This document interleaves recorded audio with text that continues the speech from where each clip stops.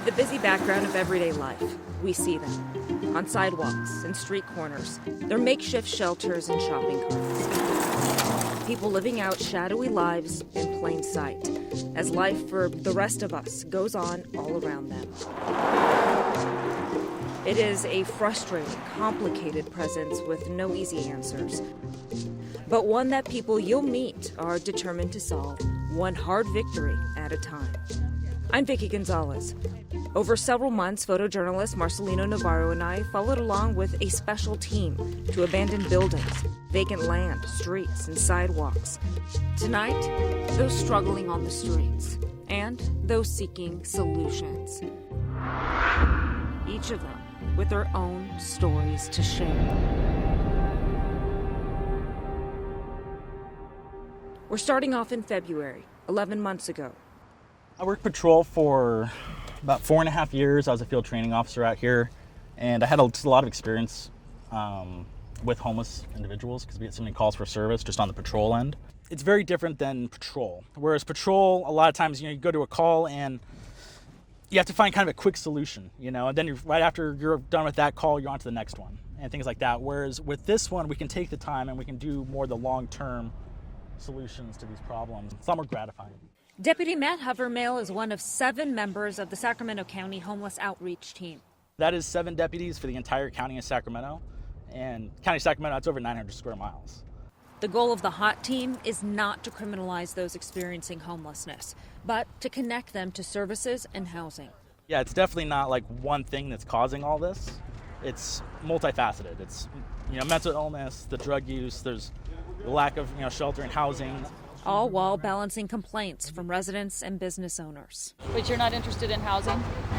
The reason why I'm not interested in housing. Our first stop, Marconi and Fulton. So if housing's not for you, then you need to make this work for you. And that means not having so much stuff with you. David has been on the streets for more than a year, staying at the Sacramento Public Library in Arden for a couple weeks. They told me to pack up and leave. How do you feel about that? It's understandable. What would you like people to know about, just your situation and about what's happening? Not really none, just I hope they don't get in this situation themselves. And that's about all. Just across the street, the HOT team speaks with a woman taking shelter along a power box. We've given her resources and phone numbers. I've tried to give her, many times, this is how you need to start improving your situation. And that's exactly how I see her every time. You need to stop worrying about other people and start taking care of yourself. Because you can't take care of anybody else until you get yourself situated, right? She was issued a notice of trespass, which is a warning, but it can escalate into a citation or arrest if she remains at the location. Huh? I'm scared to do things I would keep by myself. Well, what are you scared of? To do things by myself. Okay, well, you have to take care of yourself, okay? I know it's scary, I know, but you got to look at it like, hey, I'm making progress, you're making that phone call, like we said, that's what you're going to do, right? So make that phone call, those numbers I gave you, okay? In addition to what I'm going to do on my end, and we're going to start trying to get some progress here, okay? But you have to do that, okay? Yes, it's scary at first to make that jump, but once you make that jump, good things can happen, okay? But at some point, we can only give out so many resources, give them so many chances, then we start to take that enforcement action. Otherwise, they'll stay here, just like this. Deputy Hovermail knows both David and the woman on a first-name basis. So David over there, who has the orange shirt over by the Taco Bell, he's someone that we've been constantly just talking to. He is not interested in housing. He says it's too much like jail or prison or something like that. One of the things we do and one of the things we really stress is to get out there and recontact these people over and over again, gain that rapport and that trust with them, and then maybe someday they'll eventually, hopefully take some of the resources I'm offering them or accept some of the advice that I'm giving them.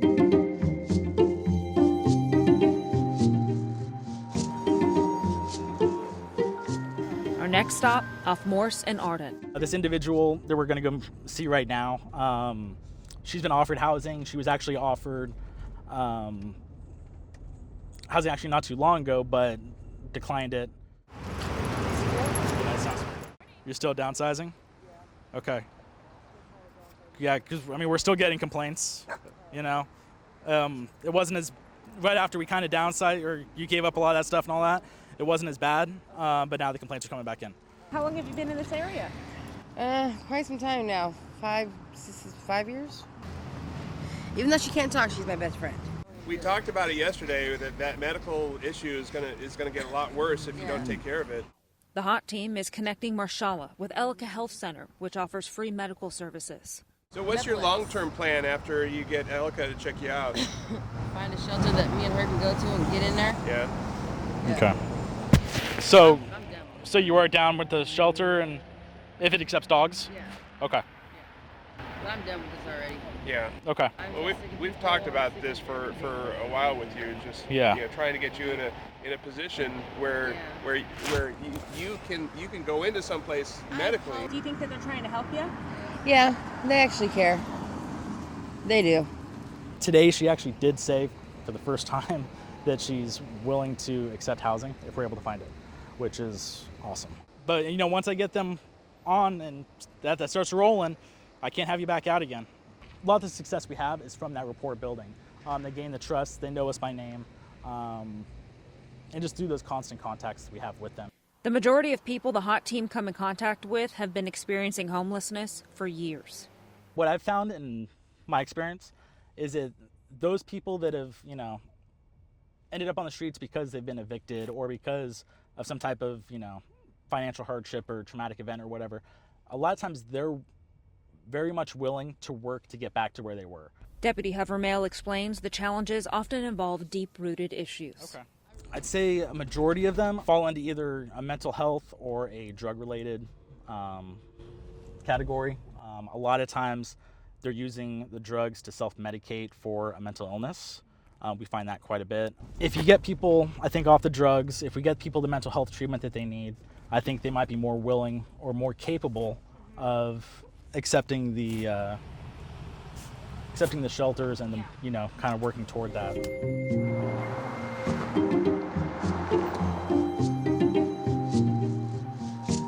The last stop of the day, a heavy, dangerous lift, 1420 Howe Avenue.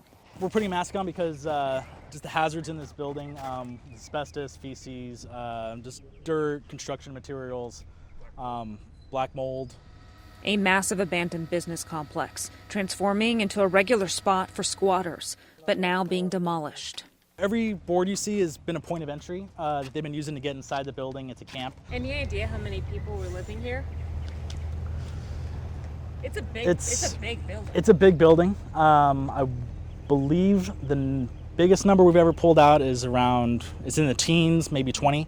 And that was just, at one point. Usually there's always at least a few people inside, though.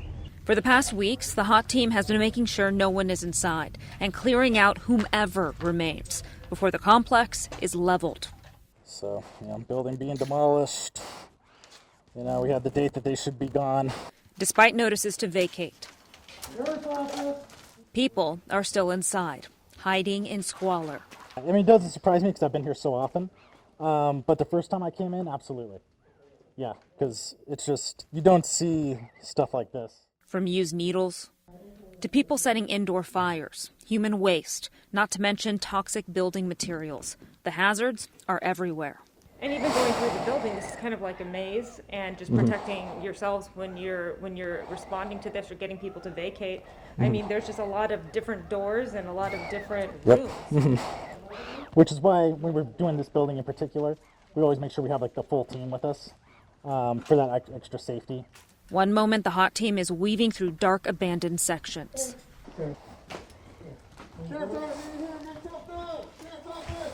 And the next, a young woman is found in a seeming hiding place, turning a small section into a makeshift bedroom.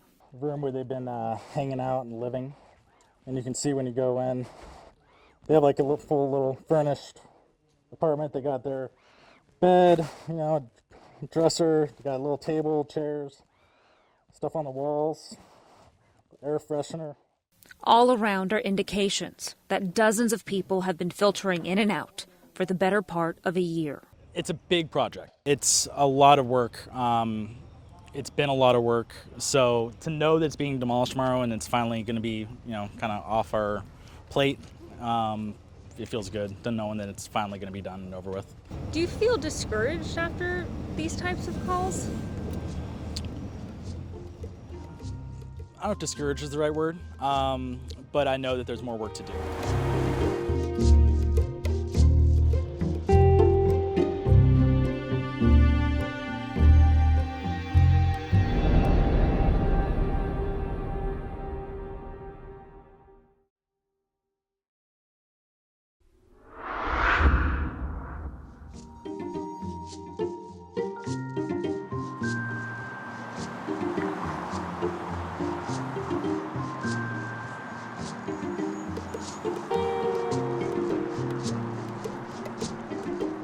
It's now 6 months later, with the coronavirus pandemic spreading. Where's her tent? There are new precautions in place and new efforts to protect people living on the streets. Oh, there she is. Sergeant Christy Lynn is leading the HOT team through unprecedented times. But the faces, they're familiar. How are you doing today? Tired. Yeah? You're not sleeping well? Marshala is still sleeping in the same spot we met her at 6 months ago. If we did a cleanup of this area, would you be willing to move for a day so that we can get in here and do some serious cleaning? Yeah. Okay. I got your word on that? Yeah. Okay, because we'd have to set it up to get what we need to clean. Yeah. And I don't want to get everybody up and then Okay. Actually, a lot of this stuff I don't want any. You want to get rid of it? Yeah. So. Okay.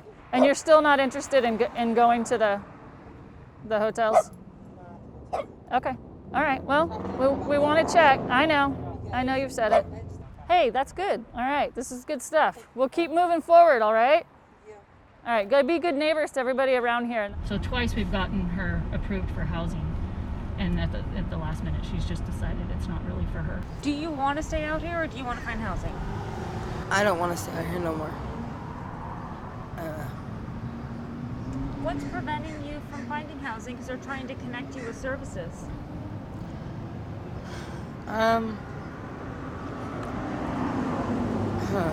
It's kind of hard to say.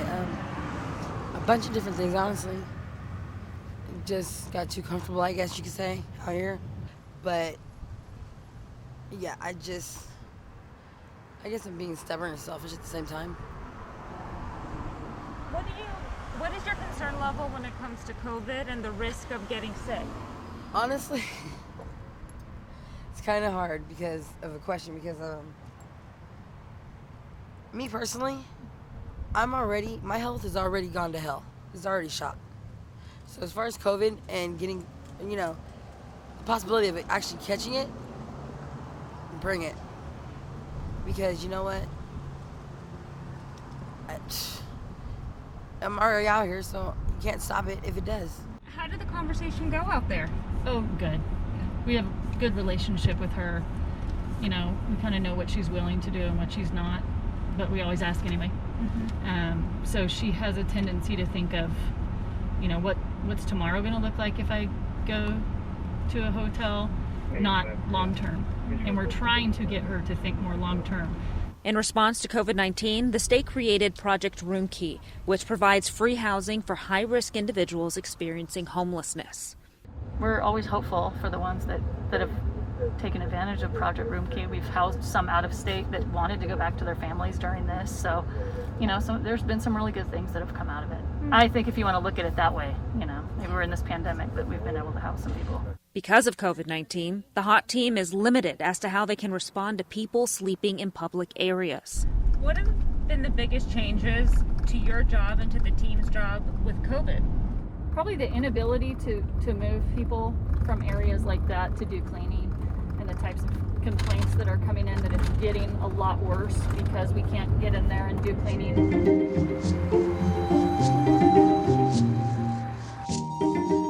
One example is our next stop along Alta Arden Expressway. I just cleaned all this up and backed it up. Awesome. I come to help them out. Okay. Devin has been staying here for the time being. wear your mask. I see your mask on the ground. It's not doing you any good there. And his friend Brandon is stopping by. Do you like Deputy Biddle? Yeah, he's like a father figure, you know. Devin knows the hot team pretty well. If we're going to speak about these guys in general and their group of people that help us, yes. Honestly, they've been the best officers that I've actually ever come in contact with. There's other, I'm not going to say, there's other law enforcement that automatically assume certain things, and it feels pretty good they didn't judge us, and I like, it was cool. And they've been really, really kind, and they've been really patient with me. But while the hot team is speaking with Devin and Brandon... Yes, ma'am. Sorry to interrupt. No, you're okay. I reside here. Okay. A neighbor stopped Sergeant Lynn to share concerns about the encampment. This crew right here, they gotta go, man. Can I explain to you? Yes, I know they got rules. Because it's public. I'm sorry, no, Brad, I'm fine. I'm fine. Ma'am, I'm fine. stop. Because it's public property, we're not allowed to move them. Just the sheets The tarps, and it's unsightly and unsanitary, It is and garbage. yeah. The garbage. An example of striking a trying balance. She's the exact email we get of laying it out. This is where we are. This is what's happening to the neighborhood, that we think it's related to this. But before we leave, yet another person stops the hot team. However, this time it's someone they've helped get off the streets. I just came out here to check on some friends. I was down here at one time, and I know what it's like. But I know what these people, these guys have done, and it's incredible. It gives, people that are on the streets and that are feeling, like there's going to be nothing that's going to happen good for them. These people care. They really do, And they helped you. Yeah, Officer Biddle did quite a bit. Yeah, with his being stern but being nice. You know what I mean? Being nice about it. So yeah, no, he in fact he loosened me up to the authorities, because at one point in time I was really afraid of him. You know what I mean? And I didn't want to be around him for my history. Kind of went for a little bit, and then I'm trying to get myself back together. Awesome. Thank you so much. Yeah, no problem. Awesome. Thank you very much. Thank you. Let Biddle know that thank you very much. Oh, I will. In this situation, y'all are juggling a lot, like in terms of talking to people that are living here on the street, but then also having drivers pull up and be like... Multitasking. Yes.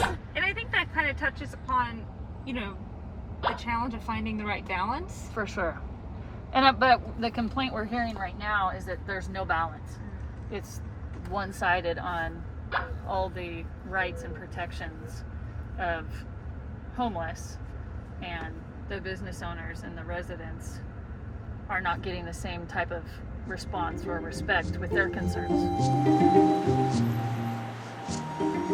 But the COVID-19 public health order still allows the hot team to remove people off private property. How many individuals live here? Oh, I don't know. It depends. Maybe 10, 15. Depends on who's rolling through. Hello? Anybody home? Leading to our last stop in Antelope. We'll post them and give them notice that we'll be out within 72 hours to do the final cleaning. We want to make sure that we've offered services to everybody and that everybody's had an ample opportunity to know what's going to happen. But we know these people. We see them out here every week, so everybody knows. Spanning a few football fields where encampments have taken residence and drug use an issue. Used needles. These are all used needles. Yeah, there's one right behind you that's totally full. We find them all over the place out here. Well, if we bring some more bags out here and you guys start piling it up in a pile, we can bring Work Project out here next week. We've hit the area multiple times with offering services. We've gotten a couple of them housed just in the past month. So we're working on it. Could your team be bigger? Oh, always. We were bigger last year. We did get cut last year. We used to have 10 officers on the street. Now we have 7. But man, we could always be bigger. Anybody else over there? No? What do we lose if this didn't exist? I mean, I just think there's so many benefits to even just the relationships we form with the homeless. We celebrate when there's somebody that someone's been working with for a long time, and they finally get them housed, or they finally get them connected to services, or moved back with their family across the country, or whatever it is, even the little things. But there's disappointments too. Some of them that we've seen come back out is really disappointing, heartbreaking, when you see that they could potentially have started kind of a new chapter.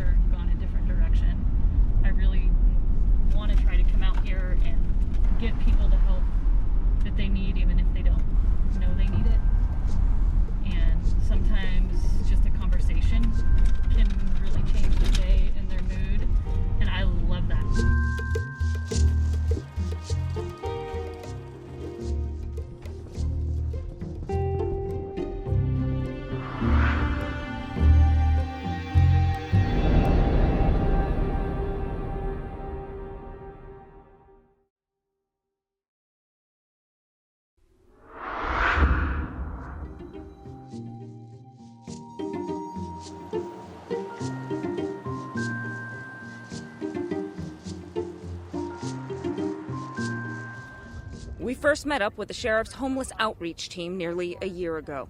Followed them from campsite to campsite as they reached out and worked one-on-one with those living on the streets, in abandoned buildings and open fields, to help them find better lives. Have a good one, all right? Thank you. A week before Christmas, we caught up with them again. This time, spreading a bit of holiday cheer. Thank you. You're welcome. Dog food for the pup? Today we're handing out holiday gift bags to all the homeless in the area. We have over 150 holiday gift bags. Over the past year, David has cooperated and engaged with the HOT team, but still declines assistance. And that vacant office complex along Howe Avenue we took you inside of? Completely demolished. No longer a home for squatters and drug users. As for Marshala, We're out here giving out the holiday bags, okay? a month or two ago, she actually accepted housing for the first time. Inside we got a whole bunch of like snacks, drinks. There's like a new like knit cap for you, okay? They'll try and keep warm. But for reasons not entirely clear, it didn't work out. It's my understanding that she decided to leave on her own and has come back to her old spot. What happened the last time? What went wrong, do you think? Because they didn't listen to me when I told them I needed certain things for my medical condition, and they kicked me out. Because they're stupid. How does that make you feel? It is frustrating, for sure. But at the same time, I've been working with Marshala for a number of years, trying to get her into housing, and this is the first time she's actually taken that step. The fact that she took the step and went into housing and actually gave it a shot is huge. Like that's a huge accomplishment for her. But Marshala is also in deep mourning. How have things been going? I've been depressed, so I've been staying in my tent. Her beloved companion, Sassy, passed away. There is no replacing her. I can't replace her, even if I tried. Because she's not one to replace. She's one of a kind. I think you feel a little defeated right now, understandably. A little, a lot.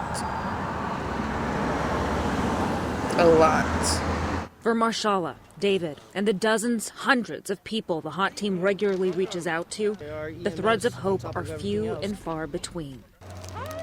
Because the reality is there are many reasons why people end up on the streets living like this. What's his name? Oliver. Hi, Oliver. Here's some more for him, all right? To offer each one of them an alternative, a solution, you need to build a relationship and understand them as individuals. Deputy Havermill was talking about maybe considering housing. What are your thoughts on that? I'll try it one more time. I'm hoping that this little step will keep moving forward and she'll try housing again, and hopefully we'll get her in there and she'll stick with it. It's that firm, compassionate tenacity that gives the HOT team purpose. All right, guys, Merry Christmas. Hope. And a reason to be back on the streets doing what they do each day. We're not giving up. All right, take care. Happy holidays. Thank you. I'm Vicki Gonzalez.